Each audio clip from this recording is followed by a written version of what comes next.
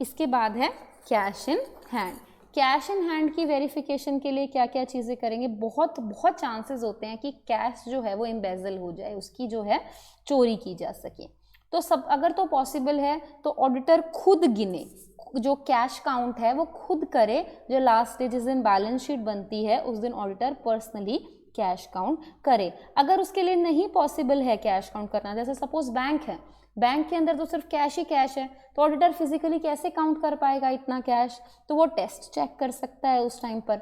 लेकिन test check से भी ऐसा नहीं है कि उसकी रिस्पॉन्सिबिलिटी घट गई, उसकी रिस्पॉन्सिबिलिटी है कि कैश इन हैंड की कहीं एम्बेजलमेंट तो नहीं हुई है।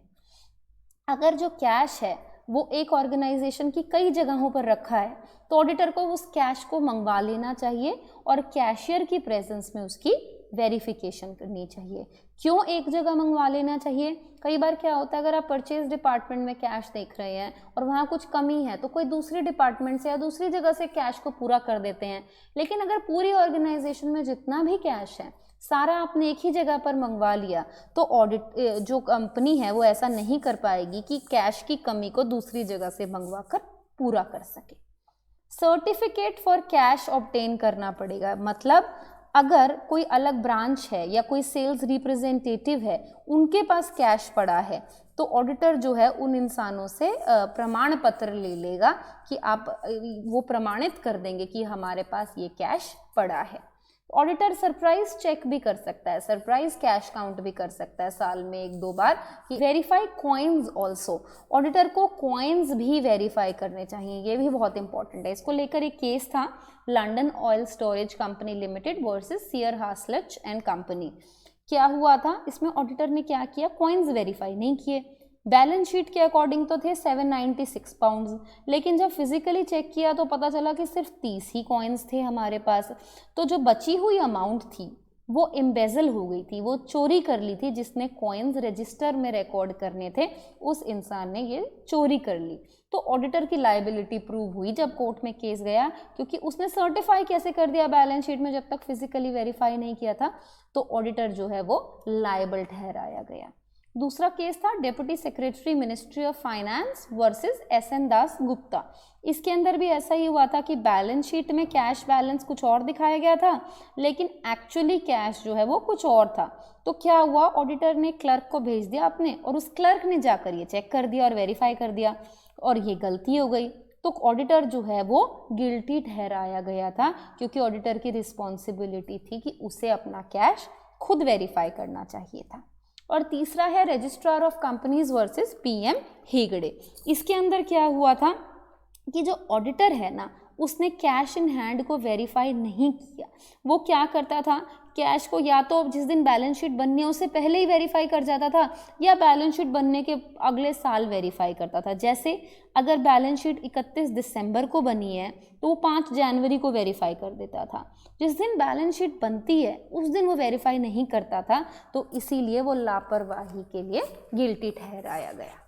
इसके बाद है cash at bank. Cash at bank की वेरिफिकेशन कैसे करेंगे? जो बैंक बुक है उसे आप वेरीफाई कर सकते हैं, आपकी पासबुक, चेकबुक और जो आप कैश की पे इन स्लिप मिलती है उसके बेसिस पर। एक बैलेंस कॉन्फर्मेशन भी ऑब्टेन करनी चाहिए हमें। जो हमारी ऑर्गेनाइजेशन है उसका जिन जिन बैंकों में खाता है उन बैंकों से आपको एक सर्टिफिकेट ऑब्टेन करना पड़ेगा, प्रमाण पत्र आपको ऑब्टेन करना पड़ेगा कि जिस दिन बैलेंस शीट बनी थी उस दिन क्या बैलेंस था, इसकी कॉन्फर्मेशन आपको लेनी पड़ेगी।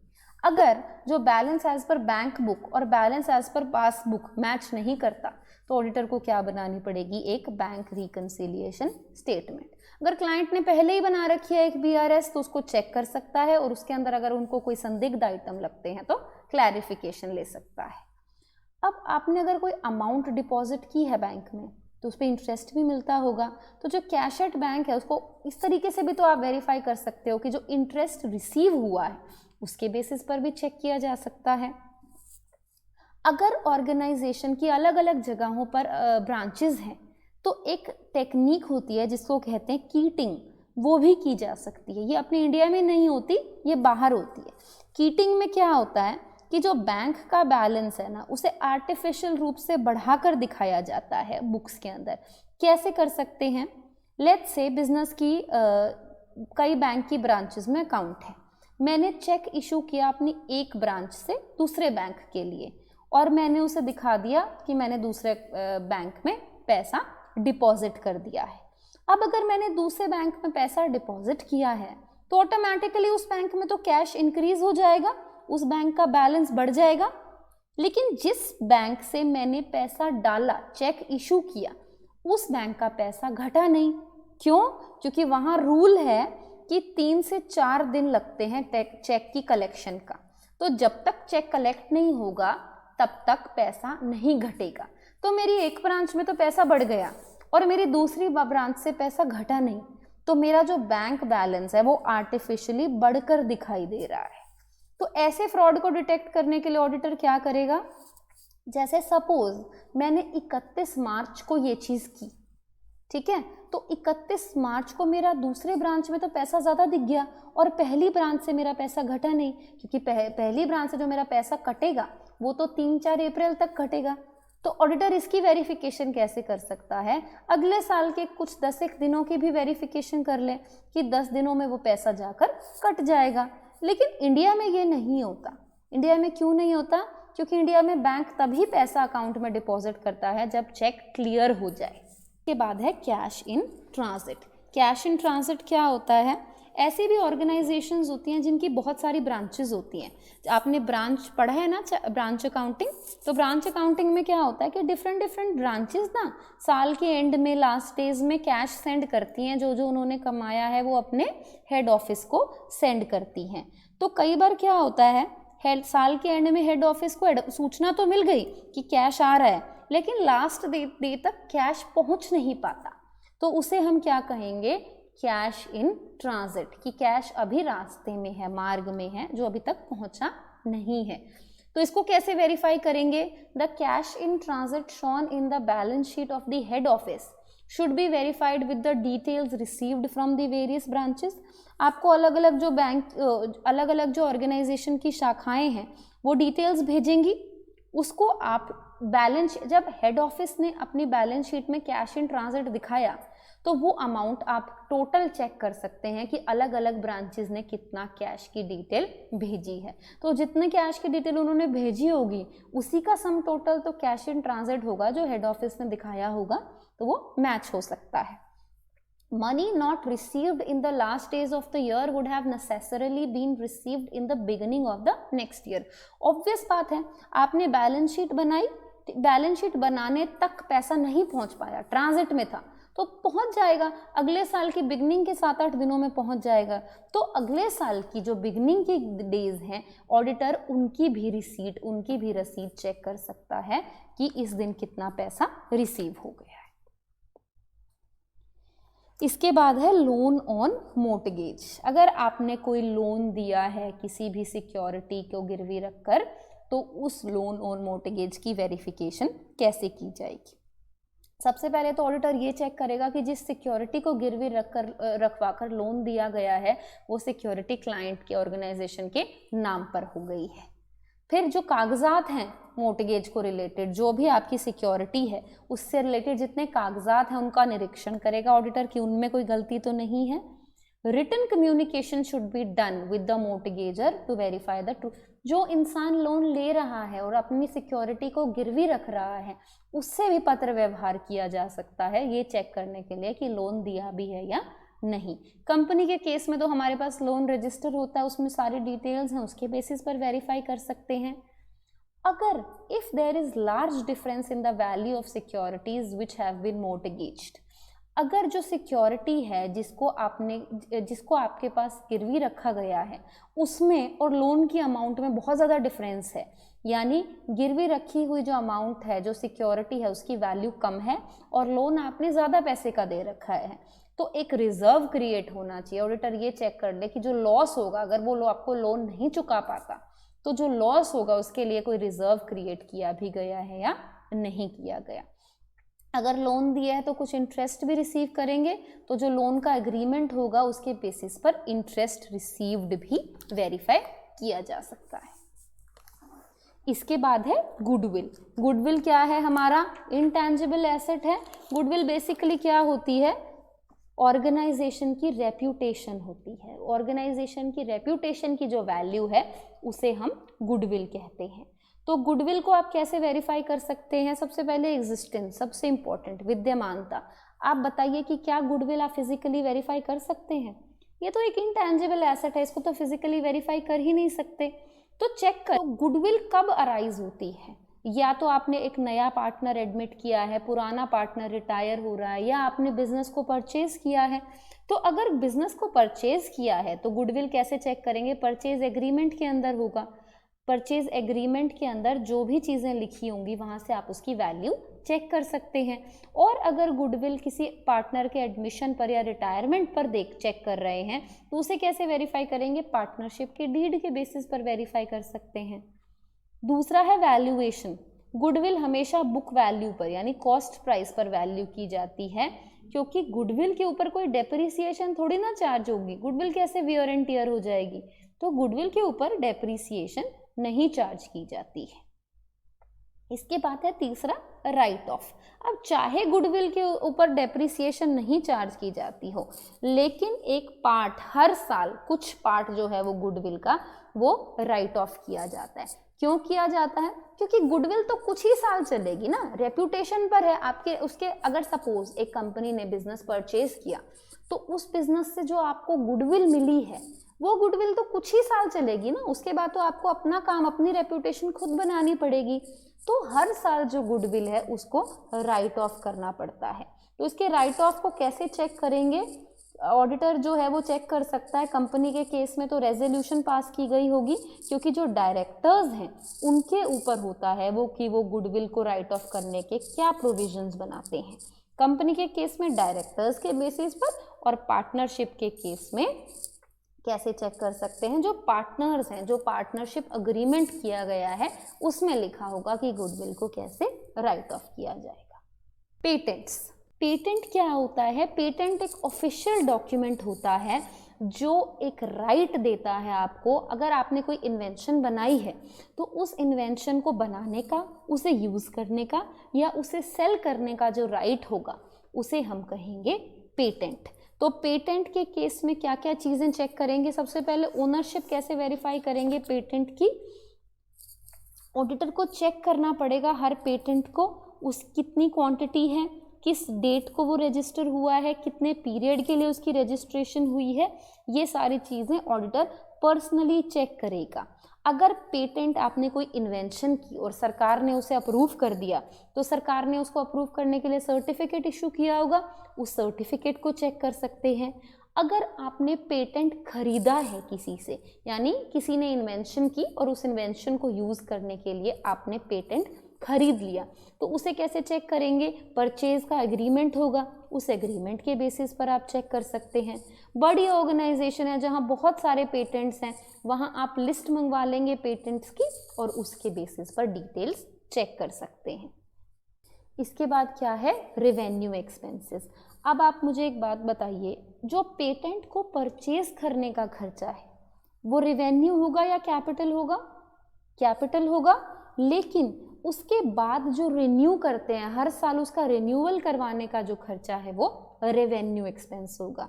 तो ऑडिटर को ये चेक करना चाहिए कि जो फीस पे फॉर रिन्यूअल होती है वो P&L अकाउंट में डेबिट की गई है या नहीं, एज रेवेन्यू एक्सपेंस दिखाई गई है या नहीं की दिखाई गई। तीसरा है वैल्यूएशन। पेटेंट की वैल्यूएशन कैसे की जाती है? पेटेंट को वैल्यू किया जाता है कॉस्ट लेस डेप्रिसिएशन। अब पेटेंट में डेप्रिसिएशन क्यों हो सकती है? काफ़ी टाइम हो गया है इसीलिए डेप्रिशिएट हो गया, वो ऑब्सोलीट हो गया है, अब वो चलता ही नहीं, प्रचलन में ही नहीं है, इसीलिए डेप्रिशिएट हो गया। या पेटेंट जो हमारा आर्टिकल है, पेटेंटेड आर्टिकल, वो अब फैशन में नहीं है, आउट ऑफ फैशन हो गया है, तो डेप्रिसिएशन हो सकती है।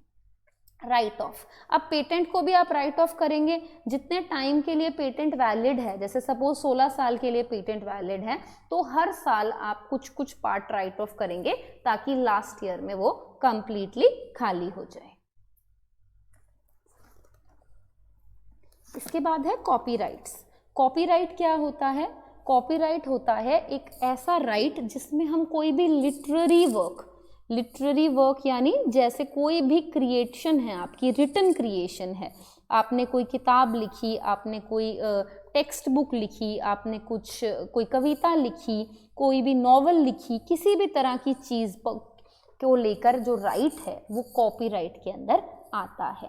तो कॉपीराइट बेसिकली एक लीगल प्रोटेक्शन होती है जो ऑथर को दी जाती है, जिसमें उसका काम जो है उसकी पब्लिकेशन कोई और नहीं कर सकता। अगर आपके पास कॉपीराइट है तो आपका जो काम है वो कोई और पब्लिश नहीं कर सकता है।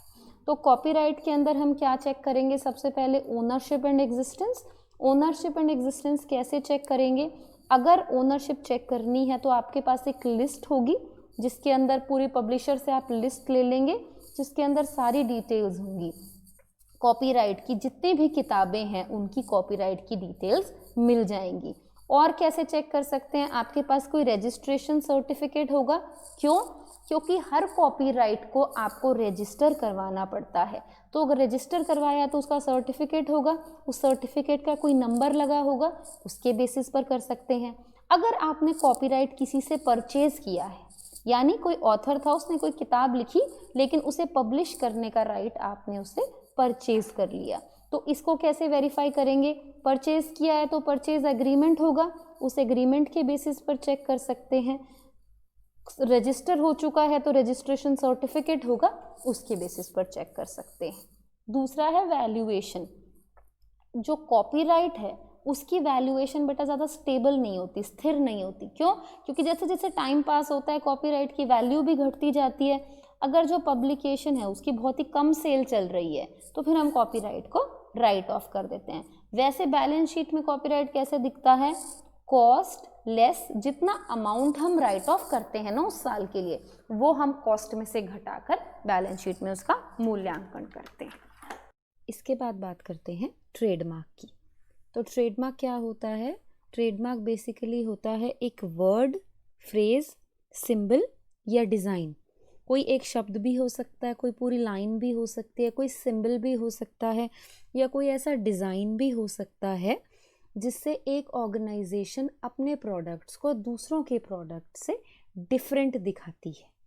तो अगर किसी ने अपने प्रोडक्ट, जैसे फॉर एग्जांपल नागपुर के ऑरेंजेस, कोल्हापुर की चप्पल, बजाज का फ़ैन, फिलिप्स का रेडियो, कोलगेट हमारी टूथपेस्ट, वनस्पति घी, ये सारे एग्जाम्पल्स किस चीज़ के हैं? ट्रेडमार्क के। तो ट्रेडमार्क को वेरीफाई करते हुए ऑडिटर को क्या क्या चीज़ें ध्यान में रखनी है? फर्स्ट है ओनरशिप एंड एग्जिस्टेंस। ट्रेडमार्क को वेरीफाई करते हुए ऑडिटर को चेक करना पड़ेगा कि उसको कोई सर्टिफिकेट मिला है। मतलब जब भी ट्रेडमार्क को यूज़ करने का राइट लिया जाएगा तो वो कैसे लिया जाएगा?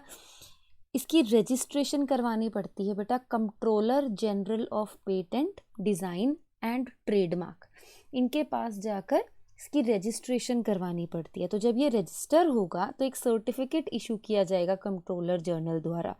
तो ऑडिटर चेक कर सकता है वो सर्टिफिकेट, उसका नंबर, उसकी किस दिन मिला था, कितनी फ़ीस देकर मिला था, कितने टाइम के लिए मिला है, ये सारी डिटेल्स चेक करनी पड़ेंगी। अगर बहुत सारे ट्रेडमार्क्स हैं एक ऑर्गेनाइजेशन के अंदर तो एक स्केड्यूल मांग सकता है वो क्लाइंट से जिसमें सारी लिस्ट होंगी ट्रेडमार्क्स की, वहाँ से ऑडिटर सारी डिटेल्स वेरीफाई कर सकता। दूसरा क्या है? Revenue expenses. अब ट्रेडमार्क को खरीदने के लिए जो खर्चा हुआ है वो तो कैपिटल एक्सपेंडिचर है, लेकिन अगर हमें ट्रेडमार्क को मॉडिफाई करवाना है, रिन्यू करवाना है, इनको लेकर जो खर्चा है उसे रेवेन्यू एक्सपेंस कहते हैं। तो वो रेवेन्यू की तरह से दिखाई देना चाहिए, P&L अकाउंट में डेबिट किया जाना चाहिए। तो ऑडिटर ये मेक श्योर करेगा कि कहीं ये कैपिटल एक्सपेंडिचर तो नहीं दिखा दिया है। तीसरा है वैल्यूएशन। हर साल ट्रेडमार्क की वैल्यूएशन की जाती है। नॉर्मली जो ट्रेडमार्क्स हैं वो थोड़े वक्त के लिए ही लिए जाते हैं, तो ध्यान रखना पड़ेगा कि सपोज़ ट्रेडमार्क 20 साल के लिए लिए गए हैं या 10 साल के लिए लिए गए हैं, तो 10 साल में उसकी जो पूरी वैल्यू है वो राइट ऑफ कर दी जाए और 10 साल के अंत में कोई वैल्यू नहीं रहे। अगर प्रोडक्ट की डिमांड 10 साल से पहले ही ख़त्म होगी, जैसे 7 साल में ख़त्म हो गई, तो 7th ईयर में ही आपको पूरे ट्रेडमार्क की वैल्यू को राइट ऑफ करना पड़ेगा। और लास्ट है disclosure in balance sheet. Auditor को ये मेक श्योर करना पड़ेगा कि जो ट्रेडमार्क है वो बैलेंस शीट के अंदर सेपरेटली दिखाए गए हैं। ट्रेडमार्क एक इंटेंजिबल एसेट है तो जो बाकी इंटेंजिबल एसेट्स हैं उनके साथ ट्रेडमार्क को भी बैलेंस शीट में दिखाया जाए।